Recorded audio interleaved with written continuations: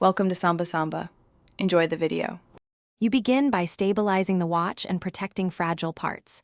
Tape the crystal, bezels, and any brush surfaces you want to keep. Once done, wipe the case with a microfiber to remove grit. This prevents new scratches. Apply a pea-sized amount of jeweler's rouge or metal polish to a cloth. You'll work with short, controlled motions, never press hard. Start on an inconspicuous spot to test. If you see improvement, continue in the grain direction. If not, stop and reassess.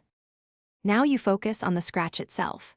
Hold the case firmly and move 0000 steel wool or a polishing pad with polish only along the metal grain, back and forth or long strokes that follow existing brushing.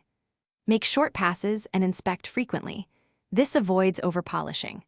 Once the mark starts to fade, swap to a cleaner, softer cloth and a finer polish to blend the area into the surrounding finish. Keep rotating cloth surfaces to avoid redepositing grit, and maintain consistent pressure to prevent low. Finish by removing all polish residue with warm water and mild soap, then dry thoroughly with a microfiber. If you polished out a brushed finish, reintroduce grain lightly with a Scotch-Brite pad in the original direction, making even, parallel strokes. Make sure to inspect under bright light. Tiny flaws show up clearly. Troubleshoot.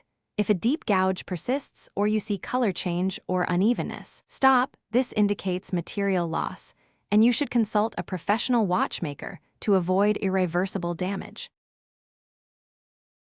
Thanks for watching. Consider subscribing if we helped you.